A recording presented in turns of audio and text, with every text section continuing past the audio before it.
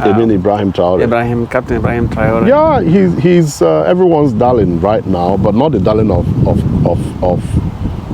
the oppressors of Africa. Come this far. But while we are celebrating Oti, we should not forget Professor Ninaya Oti, right? Well, I give it to her. She stood her ground. Yeah. Otherwise, this wouldn't have happened. They would have hijacked it again. It takes a lot. Now, for the West to remain relevant, Africa must stay impoverished. You mean they're doing it intentionally? It's intentional. It's a design. Ojemba Africa, telling our stories by ourselves. Hello, welcome to Ojemba Africa, the voice of Africa, where we tell our own stories by ourselves. Today is another wonderful video. Today is going to be special because we have one of our regular guests in the program, who I can tell you is one of the African historian and custodian of African culture and tradition. The last time he was with us in this program, the interview was amazing. If you have not seen it, please go back to our archive and watch that video. It's very interesting. And I'm talking about no other person than Mr. Vincent. Mr. Vincent, welcome to our program once again. Thank you very much, Ojemba Africa. Thank you. For the interest of those who are seeing this video for the first time, could you please introduce yourself again to them? Well, I would like to be simply addressed as Vincent. Oh, okay. So Vincent, welcome once again to our program. A conscious African, that's all. He's always funny guy, but he's loaded. I must tell you. So don't go anywhere. Watch this video to the end. You'll understand what I'm talking about. Mr. Vincent, let's dive into the matter immediately. I want to ask you a few questions about Africa, especially our democracy. Do you think this democracy, particularly in Africa, is working? Thank you very much for that interesting question.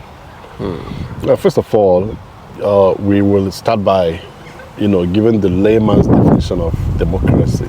Yeah.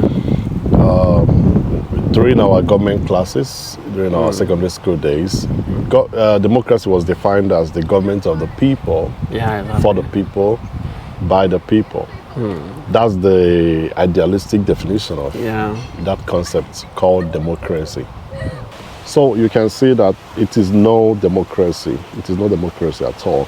And in a democracy, again, there's supposed to be freedom of speech. You could say anything and go through with it. But this government of Tinubu actually promulgated a law whereby, where they call this law actually is supposed to have been extinct in our law books, but they call it cyber crime laws or something. I don't know what they call it, but they use it to harass people who speak out. Yeah, cyber stalking. They use it to harass people who speak out. This beloved activist, Omoyele Sowore, has been on trial for a long time. They use it to, keep him busy in the court. Many other people too. You talk too much, you talk against a politician.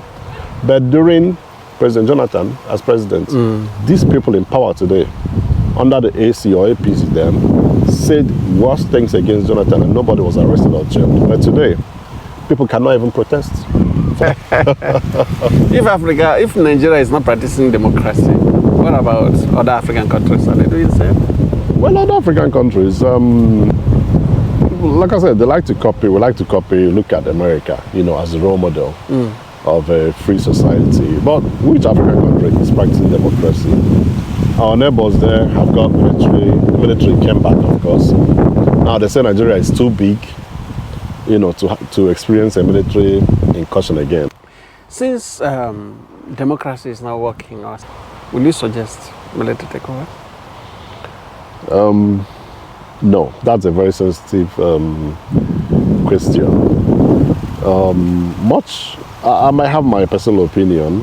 The days of the military is nothing that Nigeria would want to experience again, especially if you remember what happened under the rulership of the late General Sani Abacha. People died, people were killed, people were murdered in broad daylight, even though what's happening today is not too different from what was happening in those days. Because you talk too much, they put your name on the watch list. In other parts of Africa, I don't know, from what we read in the news, this guy in Burkina Faso, Ibrahim Traore, he's a military man, but he's doing well. And the military boys are known for discipline anyway, come to think of it, and they are well trained, not to govern, but to protect the country. And if this guy is doing well, fixing his country, putting everything in order, in the past 2 years, if you see what they say he has done, he has achieved, this government in Nigeria hasn't been able to achieve that, half of that. What that guy has achieved for his small country. I was going to ask you about him. Suddenly you mentioned him. You mean Ibrahim Traore? Captain Ibrahim Traore. Yeah, he's everyone's darling right now, but not the darling of the oppressors of Africa, if you know what I mean. Yeah. Yeah, because recently we saw a report in, I think on BBC, accusing him of human rights abuse. Yeah. And that's how it starts. And good thing is people are wiser now. Yeah. Gone are the days when people like the late Muammar Gaddafi, yeah, he was called a military dictator, he's a tight leader and all that. But Libya, his country, was way better. Yeah, they were better off. He was there, they were better off with him than without him. Than today. Yeah. After they killed him. Yeah. So I think the same template now is what they're trying to apply here. Call the dog a bad name, you know, to kill him. Now, but people in Burkina Faso know better. They love their leader, the young 30-something-year-old Ibrahim Traore. They love him because he is doing the Lord's work in their country. What do people want him to do? Fixing the country. I think the entire taking back their country. Appreciate him well. That is doing well. Of course. Well, not everyone. I don't know what our president thinks of him, because I understand they're trying to use our president, you know, to get at him. Yeah. You know, and that would be very sad that a country like Nigeria would be used to get that boy out of the way. You know, people should be copying. If you ask me, other countries in Africa should follow the guy. Now, I'm not saying the military should come back, but even civilian presidents, anybody who's a leader in a country should do what that guy is doing. But people seem to be happy with him. Even the citizens of Burkina Faso. People are happy with him because he is doing what the will of the people. He's fixing roads. He's doing there's an infrastructure revolution going on in that country. That's a country where successive leaders have ruined the country, looted the country dry. And this guy is here fixing things, putting things in order. What does it take to fix? Look at it. Let's use this country, Ireland, for example. It's a very small country. Yeah. Ireland, is he as big as Lagos? Not up to Lagos. You know, so it's just like a state in Nigeria. Yeah. But here they are surviving like a country. What do they have? What do they produce? And we are richer than this country.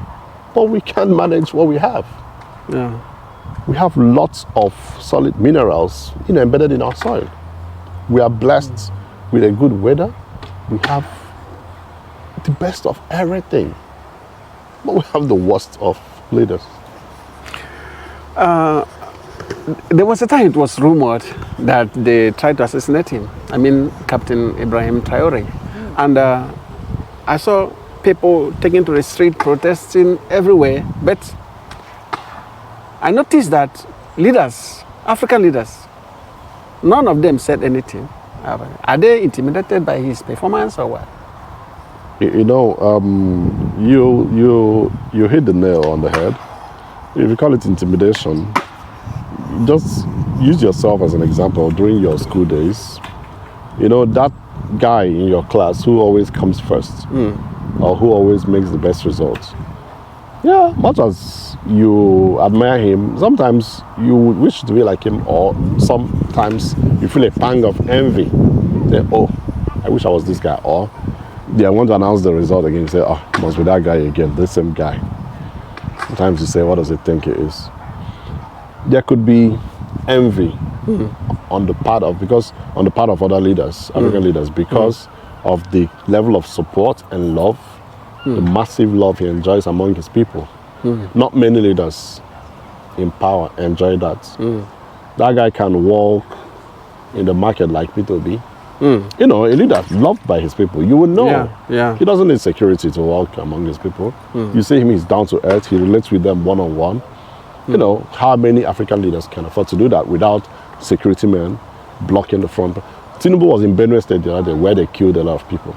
He said he couldn't go to the particular location where that thing happened because of bad road. Bad road. Rubbish. You know, if he was loved, if he knew, and he knows what could happen to him. The people could mob him. Anything could happen.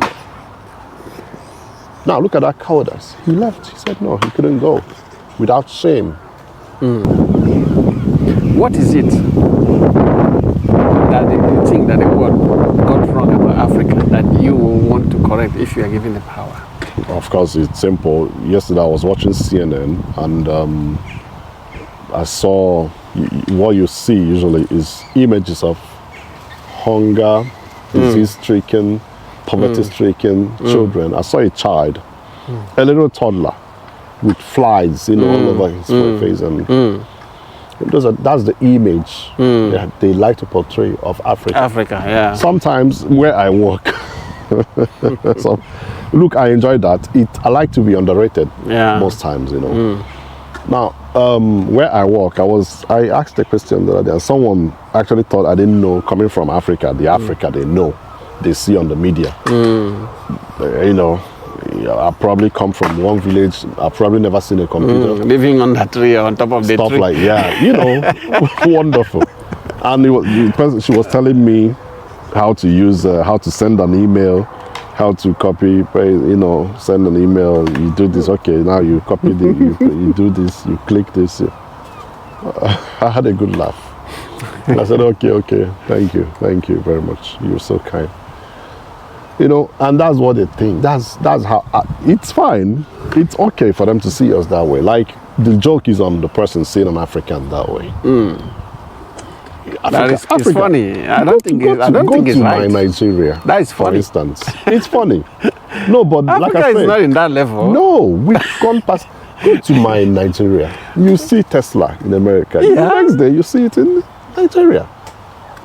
Whatever product you manufacture today, any part of the world, go the next day you see a Nigerian using it. Yeah, I worked for a bank, a top-tier bank in Nigeria. I put in 13 years of my life there. And the security, the kind of softwares we had, that bank invested so much in security, you know, software security, just to protect the funds of people. Like, they are top-notch, they invest a whole lot. Now you will be surprised. You say, a bank in Africa, do they know? We are so innovative. In fact, there are innovations. When I come here, you want to request for a statement of account on your bank, you apply today, you get it the next working day. If it's on a Friday, you're getting it on a Monday. In Nigeria, that doesn't happen. Like, we're so ahead. And there's a lot of potential in Africa but it's fine. I like that and that's what China did. They were underrating China, but you can see where China is today in the world. Unfortunately for Nigeria, the kind of leaders we have, they don't want to leverage on the abilities, you know, talents given to Nigeria, that Nigerians have, you know, to project Nigeria out of Africa and make Nigeria take her pride of place in the Committee of Nations. It's quite easy. But what do you think is the reason why they project such narrative about Africa? Why? Is it that most of them have visited Nigeria or Africa in general and have seen things for themselves? Why can't they just give the right projection? But it's a very simple arithmetic. For Africa to wake up, once Africa wakes up, this whole place will collapse. The West will become irrelevant. Now, for the West to remain relevant, Africa must stay impoverished. You mean they're doing it intentionally? It's intentional. It's a design. It is by design. Even though they know it's not true. It is by design. For them, it's a self-sustenance strategy. If they don't do it, once Africa begins to mine their oil, process their oil, sell their oil, they will begin to determine what oil is sold in the market. But because Africa will not be allowed to do all those, they will determine what oil will sell in the market. Why is the dollar the central currency of trade today all over the world? That's the US dollar. But China and even all these countries I know now, they are realizing it and they want to cut off from the US dollar. And that will weaken the dollar when that eventually happens. I know China is beginning to trade in their currency. It might not be easy to yank off that dollar, the dollar, immediately, but it will happen soon. So, as long as they are the ones calling the shots, Africa must be seen as the underdog, always, all the time, to be given aid. Same thing France is doing brazenly in their former colonies. They know that if Africa is able, if Nigeria or Africa is able to use, we can use what we produce. The raw materials, we get them, they buy them from us, process it, use it to produce something, and then sell it back to us. The same thing they're doing to our oil today in Nigeria. Why our refinery is not working? After all the billions, after all the billions sunk into it, every day they say, what do you think is the reason why it's not working? But that is it. Are they sabotaging it? Who built the refinery? Who's got the technology? They built it. Them. You give them money, they do rubbish, and they tell you, this is how it is. Let's share this money. This won't work.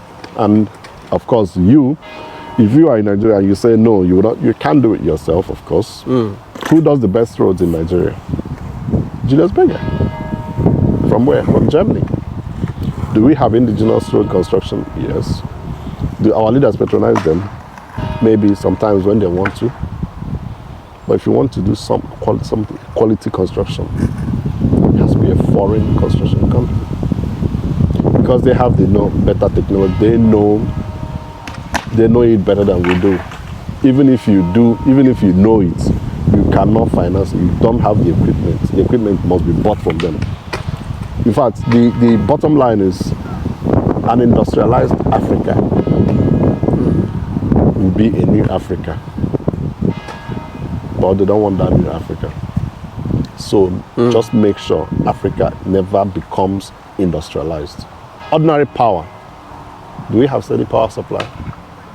In Nigeria, once we have that, a lot of things will spring up. In our back, for instance, where there are lots of potentials, people construct things just out of the ordinary. What kind of engine, what kind of vehicle engine? But they don't manufacture cars. But take any phone, take any car, any computer to Aba. They will fix it, they will repair it. They will pick parts and pay it. Like these things they discard here. The cars they discard here. I have a car that's been down, the mechanic, they couldn't find the problem. But they're the ones who manufactured cars. But they've been guessing. Take it to Nigeria, they will fix it. Fix it immediately. For nothing. So, what's limiting them is just a stable environment, stable economy, steady And why is the government not supporting them? Because we have so many talented individuals that can do so many things and are very creative. Well, because it takes a lot. First of all, you have to take away greed. Greed on the part of the individual.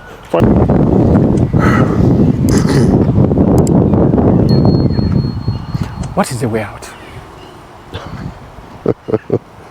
Look, a lot of people have written.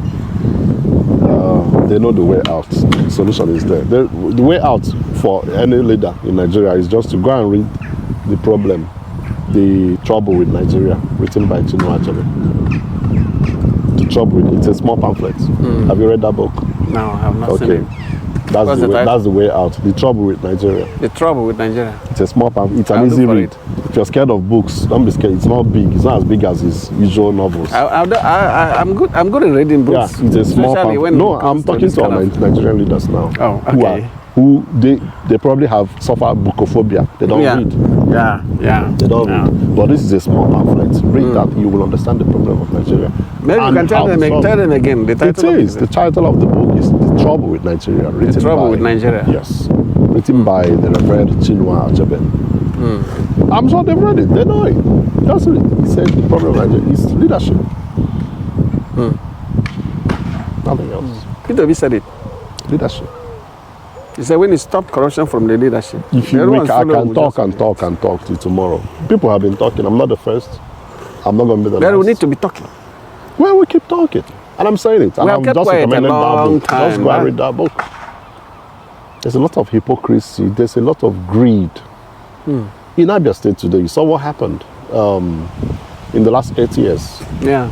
8 years or 24 years? Well, let me just, look. If you say 8 years, I don't think you're correct. No, let me leave Ojus Okalo and T. Orji because they are products of the same, lineage.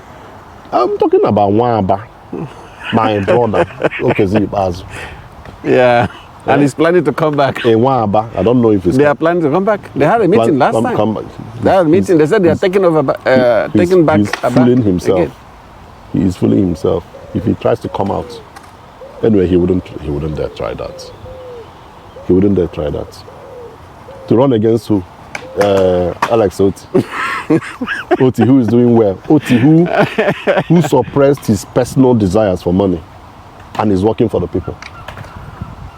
Do you know that before Oti came will not be that foolish. I never thought that somebody like Oti is still existing in Nigeria. No, I know Oti. Oti was my Oga, at First Bank. Yeah, Oti made his mark. Oti is a first-class brain. He made his mark in the bank. Oti is a wonder kid in the bank. He was. When he was in the bank, he was an executive director. And many times he was denied the position of being the MD CEO of First Bank due to the same politics in Nigeria. Many people under him came. But he was a loyal person. Even before Sanusi became the MD of First Bank, he was Oti's town. Politics, they swept him aside. But Sanusi respected Oti and knew what Oti was worth. I know that we still have people like Alex Oti in Nigeria, just that they are hiding. They're not giving opportunities. There are many of them, but they would never smell it. The thing is that Oti is also a tough man. Oti fought hard, you know what Oti suffered to come this far. But while we are celebrating Oti, we should not forget Professor Ninaya Oti, right? Well, I give it to her. She stood her ground. Yeah. Otherwise, this wouldn't have happened. They would have hijacked it again. It takes a lot. It does take a lot for someone like that. I think that woman should be. No, if she'll be honored. I'm sure she's been honored. She's been duly recognized by the government of Alex Oti. And good thing, they didn't even know each other. Oti always said it. Yeah, people used to say, because they bear the same name. Oti didn't know her. If you feel the same way I feel about Abia State, or even the Southeast, or your country, you will be able to do what she did. They offered her a lot of money now. Yeah. They wanted to kidnap her. She said it. She turned it down. She said they came with their money. But people like that in Nigeria. And I stood my ground. I was like laughing like that. We need somebody like her, Well, people like that. People like that. We need people like this to come up. No, she's lucky because, the people actually came out and supported. Oti was just a man of the people. Yeah. And even the guys who would have punished her or dealt with her were trounced at the polls. They lost even his word in the village. So that was enough signal to say that, look, your time is up. Get the hell out of here. So that woman took a very big, risk by standing her ground. But, her name has got into the golden books anyway. Whatever happens, we will always celebrate her. We pray for more Ninaya. Exactly. We pray for more people like her. For Nigeria, for entire Africa. There are many people like Oti. Someone like me now, I would be scared to come out to contest. I wouldn't even want to contest because if I try, I see my poster and say, someone who knows what this guy can do. Start looking for how to eliminate you. Take you out of the way. Take you out of the picture. Well, thank you so much, my brother. Thank you for your time. You're already a regular in this program, and we believe that you continue to be regular guest to our program, because we'll be needing people like you to speak to the audience. Well, the best we can do is speak out, share knowledge when we can, say what we can when we can. It doesn't matter if they listen or not, but let posterity be the judge. People won't say that. Our own is to speak. There are no people who spoke. It's left for them to listen. Exactly. Yeah. Thank you so much. My pleasure. Always. Thank you for being our guest today. Thank you so much. Thank you. Ojemba Africa, telling our stories by ourselves.